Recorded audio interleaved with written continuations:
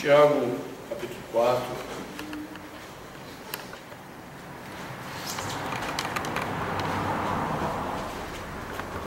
A partir do versículo 4.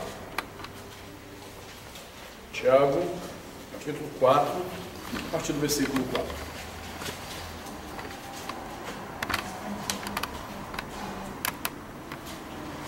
A palavra de Deus diz: infiéis, não compreendeis que a amizade do mundo é inimiga de Deus? Aquele, pois, que quiser ser amigo do mundo, constitui-se inimigo de Deus. Ou supondes que em vão afirma a Escritura: é com ciúme que por nós anseia o Espírito, que Ele fez habitar em nós. Antes Ele dá maior graça, pelo que diz: Deus resiste aos soberbos, mas dá graça aos humildes. Sujeitai-vos, portanto, a Deus, mas resisti ao diabo, e ele fugirá de vós. Chegai-vos a Deus, e ele se chegará a vós outros. Purificai as mãos, pecadores, e vós que sois de ânimo dobre, limpai o coração. Afligi-vos, lamentai e chorai. Converta-se o vosso riso em pranto e a vossa alegria em tristeza. Humilhai-vos na presença do Senhor, e Ele vos exaltará. Palavra do Senhor, demos graças a Deus. Te damos graças, Senhor, em nome de Jesus, por essa noite, porque temos, ó Pai, o privilégio de Te adorarmos, bendizermos o Teu nome, que é santo, e temos o grande privilégio de tomarmos a Tua palavra para leitura, para conhecimento, para instrução no Senhor e para a vivência da Tua vontade.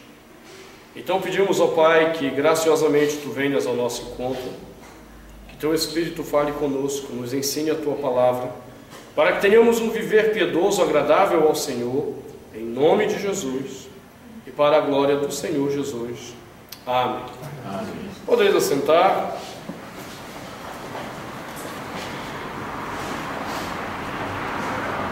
Chegar de férias e já tomar um texto como esse, né?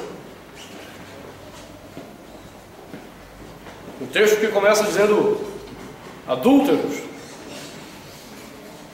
E essa é a palavra grega que está aqui, quando o tradutor traduz como infiéis. Não é uma palavra suavizada. É o tradutor que tenta suavizar.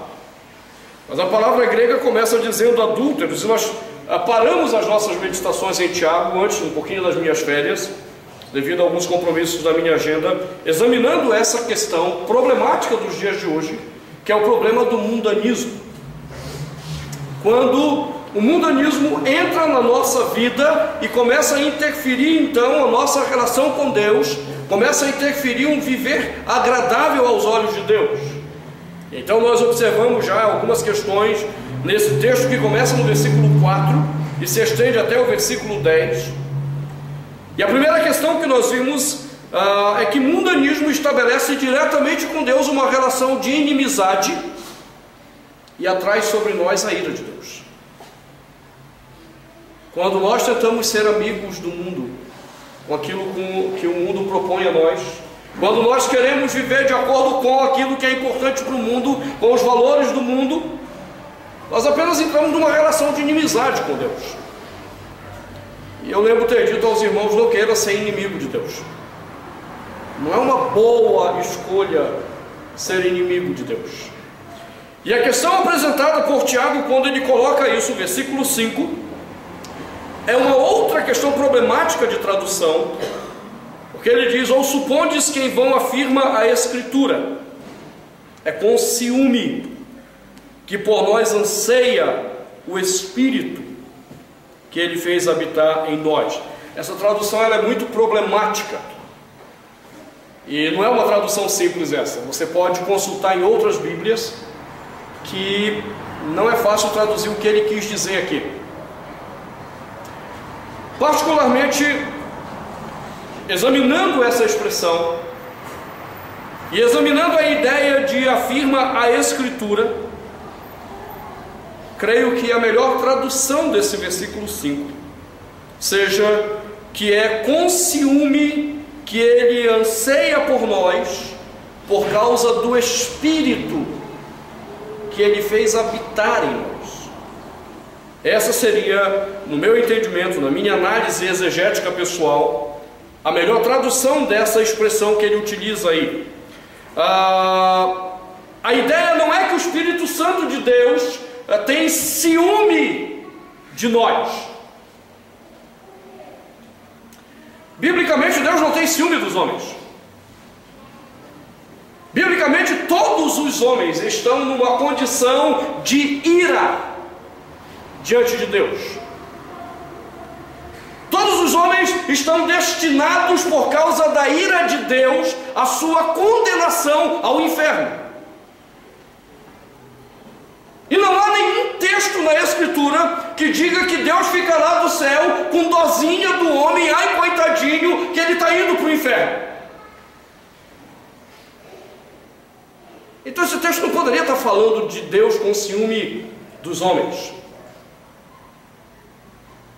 como sendo Deus, o Deus e o mundo estão disputando a sua mão. Não!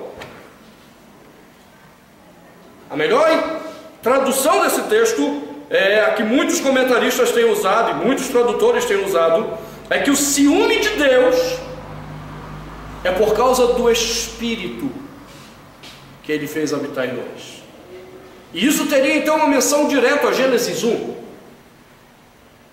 Deus pega o homem, pega eu, você, lá em Adão, pega o barro, faz o homem, faz aquela massa bem trabalhada, mas aquela massa não tem vida.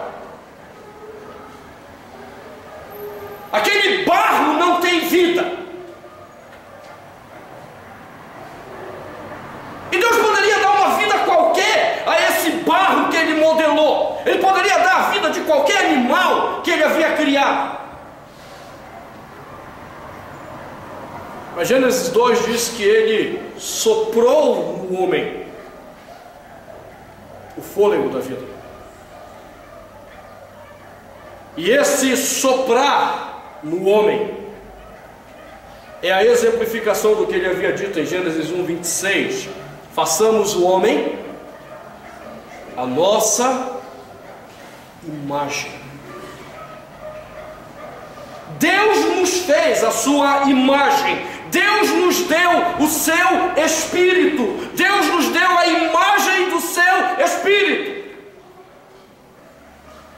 E Ele nos deu a sua imagem para que nós vivêssemos em adoração a Ele, para que nós vivêssemos com alegria e contentamento nele, para que nós tivéssemos em Deus a nossa plena satisfação.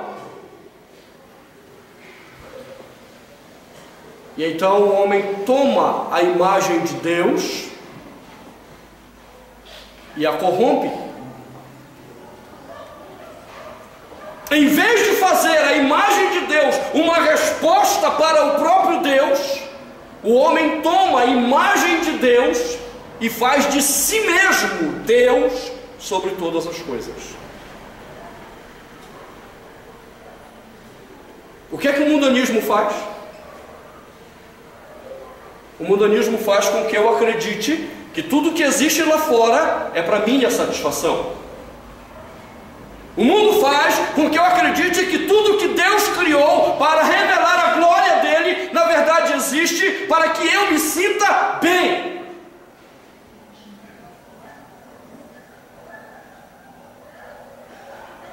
Na minha ignorância, eu já preguei isso várias vezes, dizendo que Deus criou o homem no último dia da criação, para que o homem tivesse tudo à sua disposição e pudesse viver bem. Não, isso não é verdade. Porque Deus criou o homem e lhe deu a sua imagem e semelhança. Ele cria no último dia para que esse homem agora cuide da criação como uma resposta de adoração, como uma resposta de louvor a Deus. Então tudo que existe lá fora, todas as pessoas que existem, tudo que há no meu mundo, não existe para mim, nem por causa de mim, mas para Deus. E o mundanismo que entra no nosso coração por causa do pecado diz: não, tudo que existe e todas as pessoas que existem para que eu me sinta bem, para a minha satisfação, para o meu prazer, para o meu bem-estar. Você acha que Deus está preocupado com você? Não, Deus está com ira, porque você está tomando o Espírito dele, que ele deu a você, não para glorificar a Deus, mas para que você se sinta bem. É nesse sentido que Tiago está falando. Deus zela e tem ciúme do Espírito dele que ele colocou em você. Esse mesmo Espírito que você prostitui no mundo, que você vive no mundo como satisfação sua.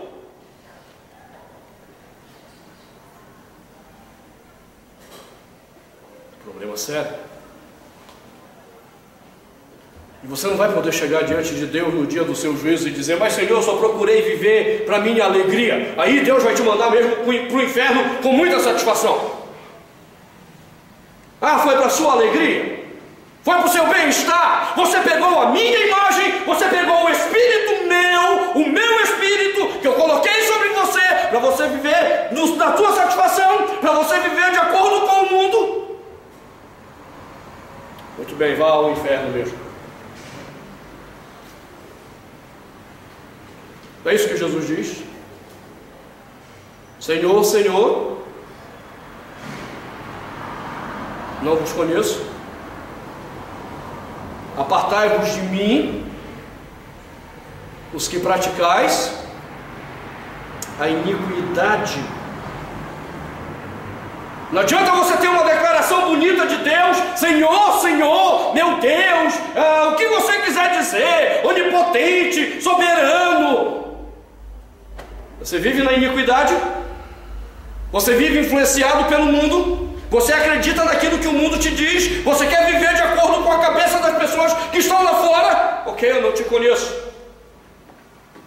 E não se esqueça que em Lucas ele é bem incisivo: apartai-vos de mim, malditos, para o fogo eterno. Por que Deus faz isso? Porque Ele zela pela glória dEle. Eu até gostaria de recomendar a você que assistisse a um sermão muito antigo de John Piper.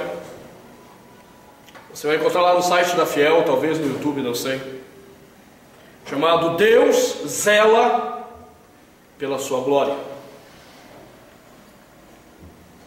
E Piper faz uma pergunta muito interessante, porque nós ouvimos e crescemos ouvindo o Catecismo Maior de Westminster, que a pergunta principal e inicial é: qual o fim principal do homem? Qual é o propósito principal para qual o homem foi criado? E a resposta é: glorificar a Deus e gozá-lo para sempre. Glorificar a Deus e experimentar a comunhão com o Senhor sempre na sua vida. Aí John Piper olha e diz: nós só não perguntamos uma coisa: qual é o fim principal de Deus? Qual é o propósito principal do próprio Deus? E aí ele começa a examinar a Escritura nesse sermão e começa a mostrar que o propósito de Deus é a glória dele mesmo. Deus é apaixonado pela sua glória. Então ele diz: Deus zela pela sua glória. Deus tem ciúme da sua glória. Ele tem ciúme do Espírito, que é dele que ele fez habitar em você.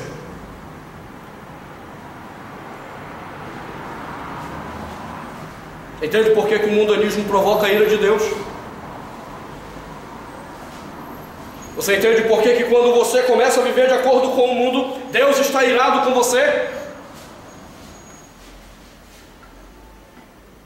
Você entende por que Deus não tem crise de consciência nenhuma em tomar a sua vida, que quer viver no pecado e mandar você para o inferno? Deus não tem crise nenhuma com isso.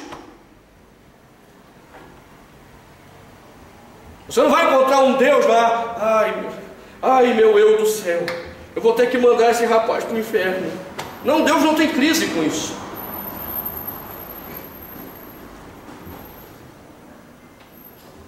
Porque você desonrou a imagem dele em você.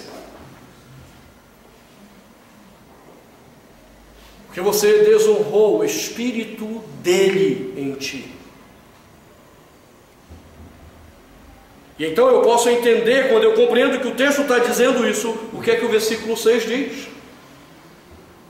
Essa tradução que nós temos, ela não explica o que diz o versículo 6. Observe que o versículo 6 diz, antes. Ou seja, o Deus que tem ciúme do seu Espírito, antes ele dá maior graça pelo que diz, Deus resiste aos soberbos, mas dá graça aos humildes.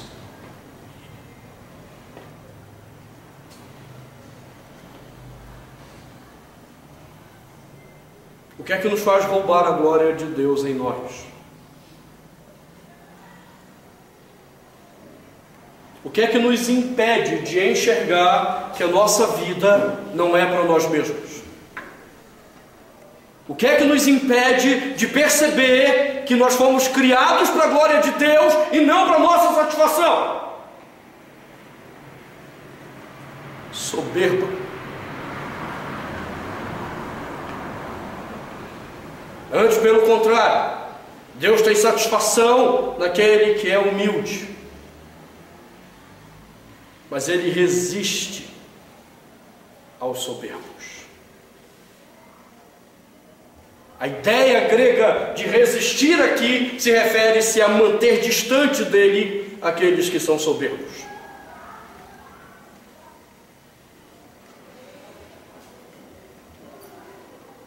E esse é um problema que nós também não queremos compreender. Quando nos fazemos soberbos e queremos viver de acordo com o mundo, de acordo com as coisas do mundo, de acordo com o pecado que o mundo diz, você não vai encontrar Deus olhando para você. Você vai encontrar Deus distante de você. O profeta Isaías já havia dito que as vossas iniquidades fazem separação entre vós e o vosso Deus. De tal forma que quando vocês oram, diz o Senhor Deus, eu não vos ouço. Quando nós permitimos que o mundanismo comece a dizer para a gente o que a gente tem que fazer com o mundo de Deus e como a gente tem que aproveitar o mundo de Deus, então eu me coloco debaixo da ira de Deus, que começa a me resistir, porque eu estou sendo soberbo e ele não me ouve. Deus não ouve a oração de soberbos. E entenda, soberbo aqui é aquele que tem roubado a glória dele no mundo. É aquele que tem usado o mundo para a sua satisfação e não como uma oferta para o próprio Deus. E é importante a gente frisar isso, porque senão a gente vai cair em conceitos errados. A gente começa a achar que o humilde é aquele coitadinho, pobrezinho, que vive lá numa situação deplorável, ou que não tem boca para nada, e a gente começa a achar que esse é humilde.